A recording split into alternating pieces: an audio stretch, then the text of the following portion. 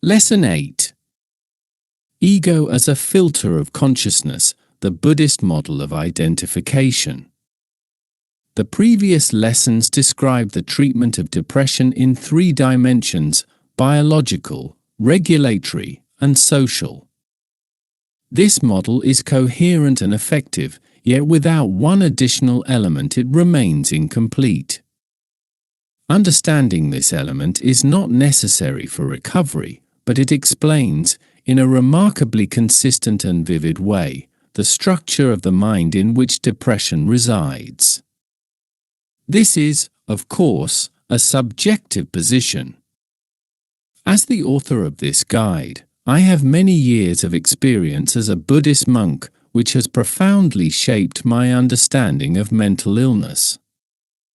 The reader does not need to agree with this perspective, but it is worth at least examining it. It is not so much an insight into the human soul as it is an insight into the structure of the mind and consciousness. That missing element is ego. Not ego as understood in psychology, but ego as seen through the lens of Buddhist philosophy, which for centuries has explored the relationship between experience, identity, and suffering. In Western language, ego is often equated with personality, self-esteem, or the strength of the self. In Buddhism, the meaning of this concept is different and far more subtle. Ego is not something to be destroyed or overcome. Ego is the process of identifying with experience, the interpretive layer through which consciousness perceives the world. Suffering does not arise from ego itself, but from the way and the degree to which it obscures direct contact with reality. In this lesson, ego will be described as a cloud hovering over consciousness. Consciousness registers experience as it appears. Ego, however, is the cloud that gives that experience meaning, protects against sensory overload, and provides motivation to act. The cloud is not necessarily an enemy of life. On the contrary, it offers shade, rain, and rhythm, without which existence would be barren. The problem begins when the cloud descends too low. Instead of filtering experience, it starts to obscure it. Instead of supporting orientation in the world, it creates a fog in which every step requires excessive vigilance and every event may lead to a stumble or catastrophe. In such a state, reality is no longer experienced directly, but through a distorted, opaque filter of identification. 1. The Buddhist concept of the Four Noble Truths. In Buddhism, the point of departure is ruthless in its simplicity. Existence is marked by dukkha, suffering, dissatisfaction, fragility, and a sense of lack. This does not mean that life is nothing but pain, but that even pleasure is impermanent and security is never absolute. Dukkha includes both obvious suffering, such as pain, fear, or despair, and subtle suffering, the tension arising from the impermanence of what is pleasant, and the deep sense of incompleteness that appears even when everything is fine. The second noble truth identifies the cause, tanha, craving or thirst, the mechanism of incessantly grasping at experience. This craving takes several forms: the pursuit of pleasure and relief, the avoidance of pain and discomfort, and the desire to be someone, to solidify identity and control the world. In practice, this leads to attachment, upadana appropriating sensations, emotions, and thoughts as mine and about me. This grasping is the fuel of ego. It turns experience from mere experience into a matter of existence. This defines me, this threatens me, this saves me. The third noble truth states that suffering can cease when its cause ceases, when upadana fades. The cessation of suffering is not primarily a fixing of life, but a dissolution of the grasping mechanism that creates inner compulsion, tension, and constant defense of one's narrative. When there is no longer a need to sustain a rigid self, experience becomes lighter, less personal, and less toxic. This is the sense in which Buddhism speaks of dissolving the ego, not the destruction of a functional person, but the fading of the illusion of a permanent, central identity that must control everything. The fourth noble truth points to the path, the Noble Eightfold Path, as a practical system for extinguishing suffering. It includes right understanding, right intention, right speech, right action, right livelihood, right effort, right mindfulness, and right concentration. These elements gradually weaken clinging and identification, thereby thinning the ego cloud until it no longer obscures consciousness. It is like the dissipation of fog that had been covering the world, placing the cloud, tanha, at a distance where it supports functioning rather than obstructing it. Philosophically, the Eightfold Path is strikingly close to the approach presented in this guide. Depression is a clinical state of psychological suffering that concerns all of humanity. To a greater or lesser extent, almost everyone experiences suffering in everyday life. Depression is an acute phase of that suffering, which does not mean that other people do not also experience depressive states or low mood. For this reason, introducing the stable principles suggested in this guide can have a positive effect on every person, regardless of whether they have received a formal diagnosis or not. 2. Ego as a mechanism of identification, where it arises and how it operates. In the Buddhist perspective, ego is not an entity or a personality structure, but a process of identification. It arises at the moment when experience is appropriated, a thought becomes my thought, an emotion my state, and a sensation who I am. At this point, consciousness ceases to merely register experience and begins to construct a narrative in which a reference center appears, me. Ego comes to be felt as an immanent feature of consciousness itself, rather than as a separate filter through which reality is perceived. Topographically, this can be described quite simply. Consciousness is the capacity for direct experience, an open space in which sensations, thoughts, and emotions arise. The narrative mind organizes these phenomena, gives them meaning and continuity. Ego appears when the narrative is taken to be identity. It is not interpretation itself that is the problem, but its fusion with the sense of me. In this sense, ego is like a cloud. It does not cover the entire sky, but it sets the perspective from which one looks. Identification is neither an error nor a pathology.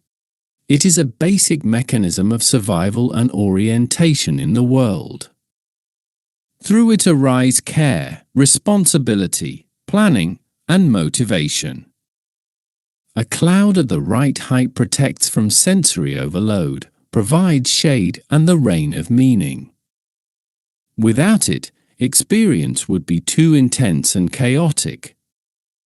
The problem begins when identification thickens and descends, when the narrative becomes the only possible truth about experience. When the cloud descends too low, a fog of identification forms. Consciousness involuntarily fuses with ego in experience.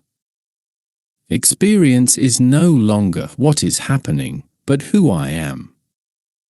Emotions lose their transience, thoughts their hypothetical nature, and bodily sensations their neutrality. In the fog, every step requires excessive control, because the horizon disappears. It is precisely in this state that the anxiety, rumination, and exhaustion characteristic of depression arise. Suffering no longer comes from experience itself, but from its appropriation. Buddhist practice does not aim to destroy the cloud, but to recognize the mechanism of identification and gradually thin the fog. Dissolving the ego means extinguishing the habit of grasping, allowing experience to be experience, without immediately adding identity to it.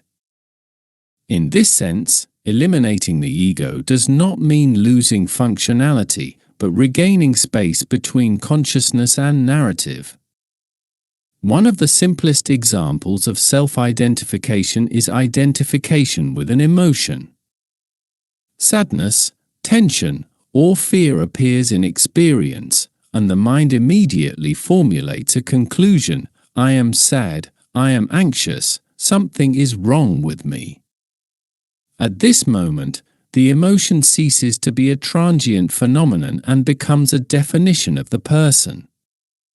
Buddhism points out that suffering does not arise from the emotion itself, but from its appropriation, from granting it the status of identity. When the sentence "I feel sadness" appears, distance remains. When "I am sad" appears, the cloud descends. This explanation helps the reader better understand the rationale for keeping an emotional states journal, proposed in the pillar devoted to clearing the mind.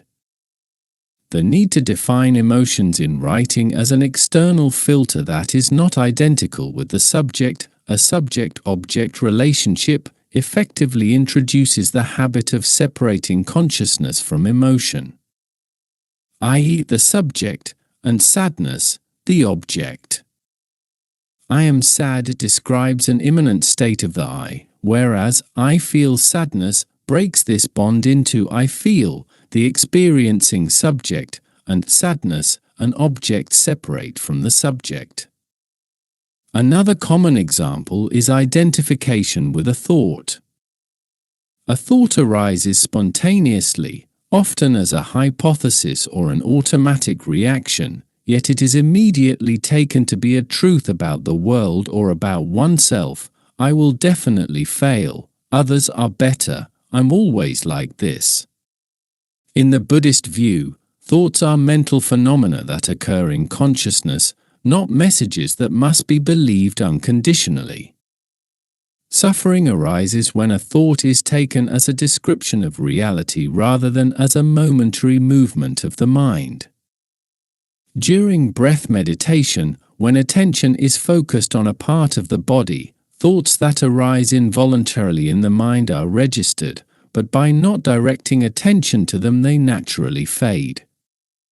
Observing thoughts from a distance is less a technique for dissolving the ego cloud than for placing it at such a distance from consciousness that thoughts can be observed as independent phenomena rather than as immanent features of the narrative of consciousness. Another form of self-identification is identification with a social role. A person begins to perceive themselves exclusively through the function they perform. "I am sick," "I am a failure," "I am a caregiver," "I am strong." Roles are necessary for functioning in the world, but in the Buddhist understanding they become a source of suffering when they replace the experience of being. When a role changes or collapses, identity loses its footing and suffering intensifies. Here, too, Buddhism introduces a practice of separating identity from ego. Practitioners leave social life for a day, as lay practitioners, or for longer periods, when they choose to don a monk's robe, immersing themselves in an existence detached from social roles. The aim of this practice is not to solidify alienation, but to create distance between consciousness and social role. For a time, the practitioner ceases to be a carpenter, a pilot, or a teacher, becoming the no one. Shaving the head and wearing a uniform, modest robe, essentially a simple piece of cloth, initiates detachment from identification with a social role, not in order to remain no one forever, but to regain a healthy distance from one's role, which without such distance can turn into suffering. A frequent, though subtle, form of identification is identification with the narrative of one's life. The mind constructs a coherent story. My life has always been like this. The same thing always happens to me. I'm unlucky. The story provides a sense of continuity, but at the same time closes off the future, because every new experience is forced to fit into it. Buddhism points out that the story is a construct of the mind, not an immutable fact. Suffering grows when the story begins to live its own life and dominates direct experience. Even here, Buddhism has developed a tool for remaining in the here and now. Vipassana meditation is the cultivation of attention to present experience. While walking, the mind follows the movement of the legs. While swimming, it follows bodily movement. While speaking, it focuses on words or meaning. Training the mind through repeated practice of sustaining attention makes it possible to remain here and now more consistently, developing the habit of observing sensory stimuli rather than escaping into mental abstractions. There is also identification with the body and its states. Pain, fatigue, or tension are interpreted as something is wrong with me, my body is failing me. In the Buddhist view, the body is a field of sensations, not a carrier of permanent identity. When a sensation is taken as a definition of the self, the reaction becomes fear and struggle, which intensify suffering. Finally, one of the deepest levels of self-identification is identification with the very Ein as the center of experience. A belief arises in the existence of a permanent observer who must control, evaluate, and secure everything that happens. Buddhism indicates that this belief is a functional illusion, useful in everyday action, but destructive when taken as absolute truth. Recognizing this mechanism does not remove the person from life, it loosens the compulsion to constantly defend identity. These examples are not meant to condemn ego or identification. They are intended to help the reader see how often suffering does not arise from what happens, but from what it is taken to be. Only against this background does it become possible to understand why regulatory practices, social relationships, and action beyond oneself genuinely reduce the weight of experience. 3. Experiencing the world through ego, why the image of reality becomes distorted. When the experience of the world takes place through the prism of ego, it is no longer direct. We no longer see what is actually happening, but a version of events filtered through identification. Ego does not register reality, it interprets it, and interpretation is always selective. It highlights certain elements, omits others, amplifies some, and suppresses others. As a result, the image of the world becomes not so much false as incomplete and shifted. The mechanism of distortion begins with the need for control and safety. Ego functions like an early warning system. It scans experience for threats and benefits to me. What is neutral is often ignored. What is potentially threatening is exaggerated. In this way, the field of awareness narrows to a small fragment of reality, while the rest fades into the background. The world becomes a suspicious place, and the future a source of tension. In depression, this filter becomes even denser. Ego not only interprets, but fixes interpretations as facts. Single experiences are generalized, and temporary emotional states are taken as permanent qualities of the world or of oneself. What is in fact changeable begins to be experienced as inevitable. In this sense, ego does not so much lie as freeze meanings, depriving experience of its natural dynamism.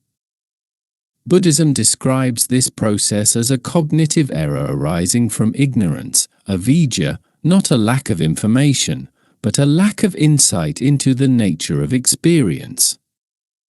When we do not see that thoughts are thoughts, emotions are emotions, and narratives are constructions, we begin to treat them as objective descriptions of the world. Ego then takes on the role of a translator of reality, whose interpretations are no longer questioned. It is important to emphasize that distortion does not consist solely of negative thinking. Ego can just as easily idealize, project hopes, and construct illusions of safety. Each of these strategies, however, distances us from direct contact with what is. Suffering arises not because the world is difficult, but because contact with it takes place through an overly dense filter of expectations. Dissolving ego in the Buddhist sense therefore does not mean changing the content of experience, but restoring the transparency of the filter. The cloud does not disappear, but becomes thinner. Interpretations, emotions, and narratives still arise, yet they no longer obscure the entire field of vision. Consciousness regains the ability to see the horizon, and with it come relief, space, and greater freedom of response. For ego, action, and meaning, why going beyond the self dilutes identification? Ego does not exist in a cognitive vacuum.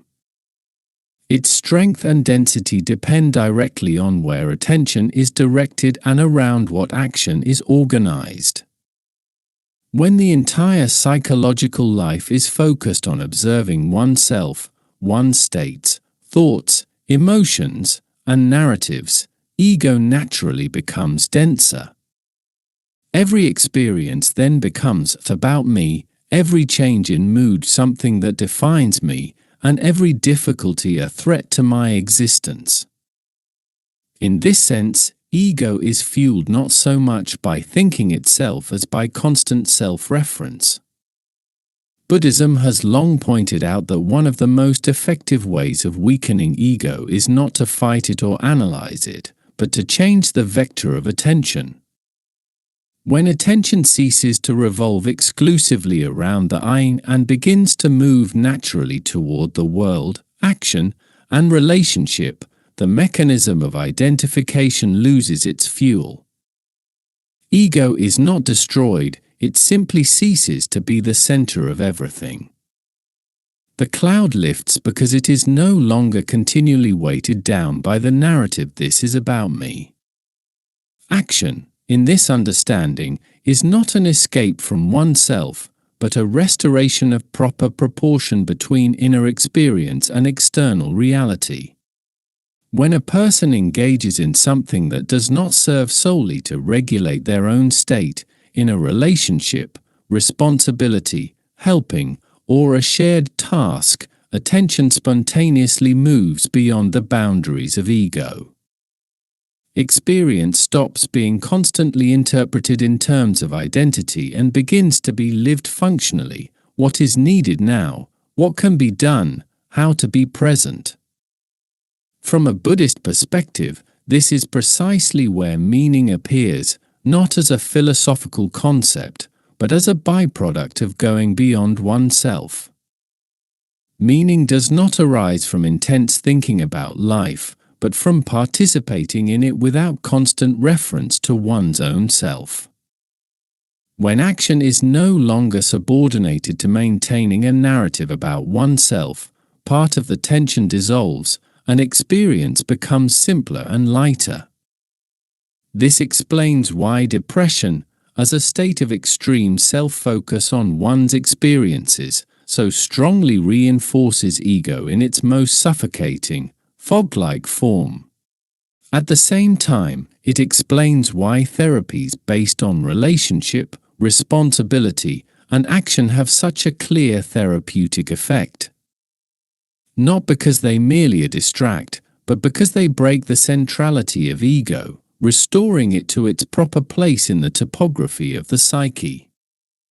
In this sense, Buddhist work with ego does not consist in directly dissolving it through some inner insight, but in creating conditions in which identification loses its purpose and function.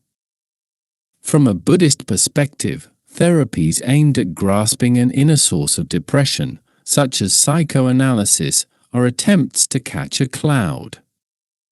When consciousness has space, action has direction, and relationship has meaning, ego ceases to be a dense fog and becomes what it originally was, a useful cloud floating in the sky, supporting life rather than obscuring it. The technique lies in separating the cloud from the subject and sending it to a safe and useful distance. Understood in this way, the dynamics of ego form a direct bridge between theory and practice.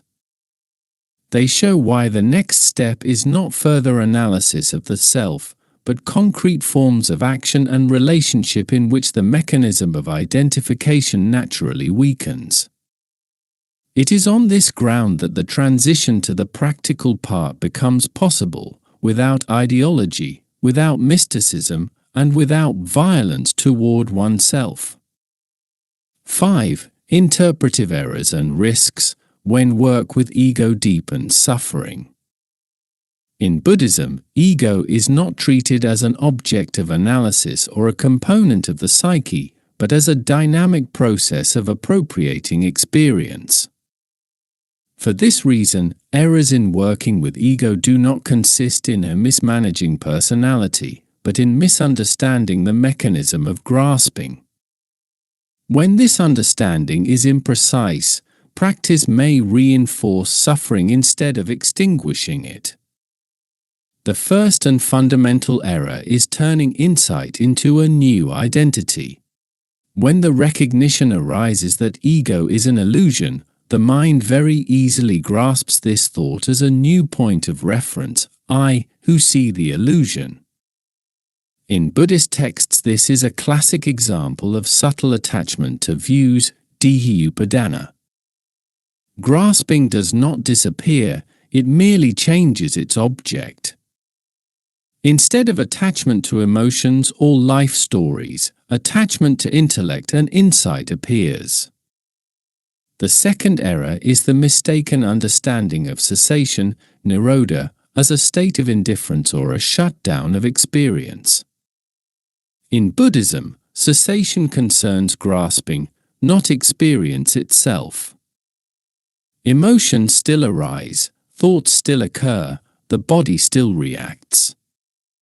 If practice leads to a thinning of experience, freezing of feelings, or a lifeless emptiness, this is not nirodha but another form of escape from dukkha. Another risk is prematurely undermining the conventional self without sufficient stability. Buddhism distinguishes between ultimate truth, paramatha, and conventional truth, sammuti. On the conventional level, the self functions and is necessary for orientation, responsibility, and relationship. Attempting to negate this level without preparation leads not to liberation, but to disorientation and an increase in dukkha. This is why, on the classical path, ethics and stabilization always come first, and only then deeper insight. A common error is also equating emptiness, sunyata, with nihilism.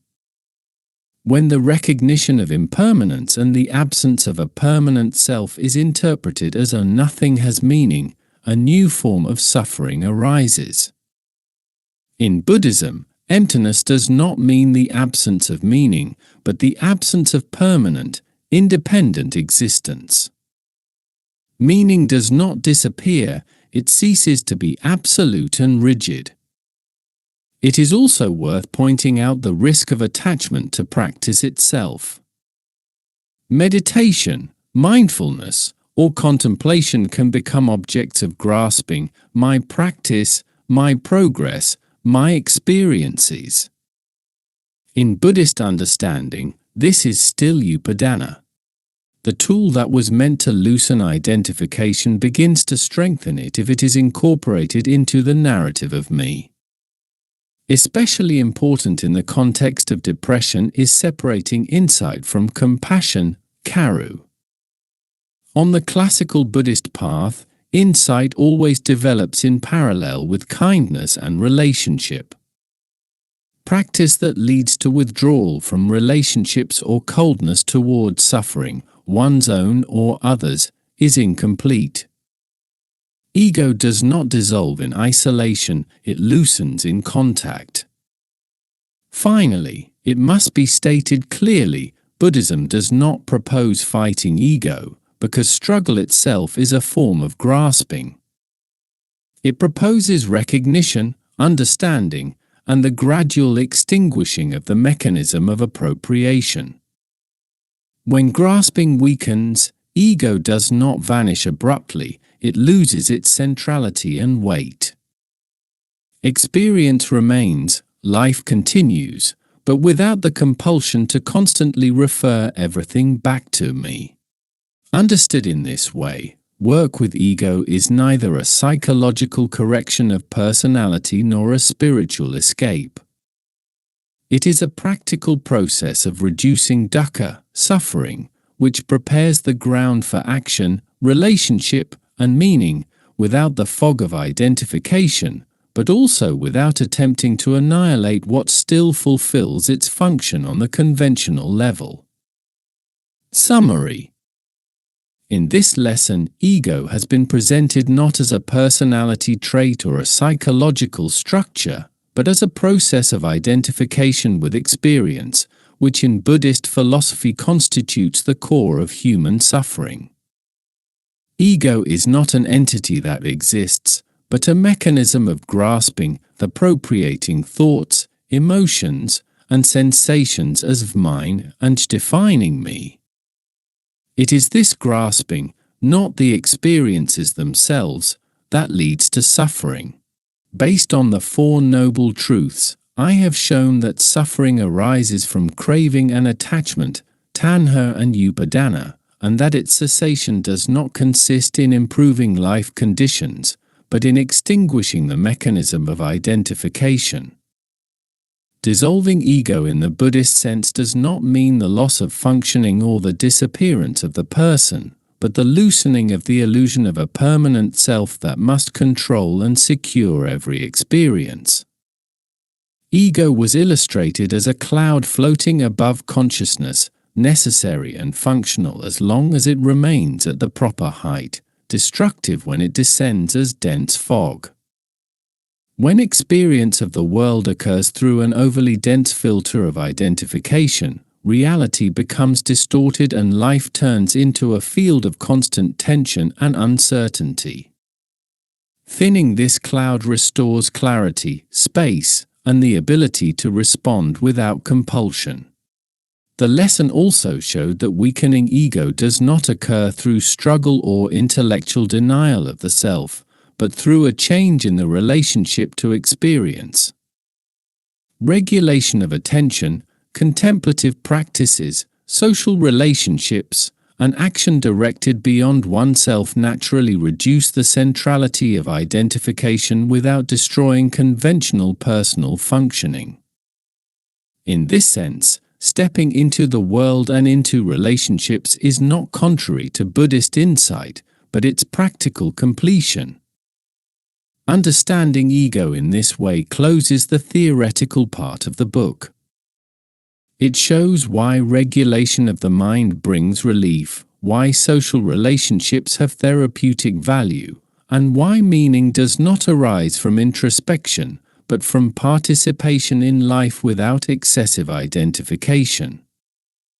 On this foundation, it becomes possible to move to the practical part, toward actions that, in real conditions, help dissolve ego not through ideas, but through lived experience.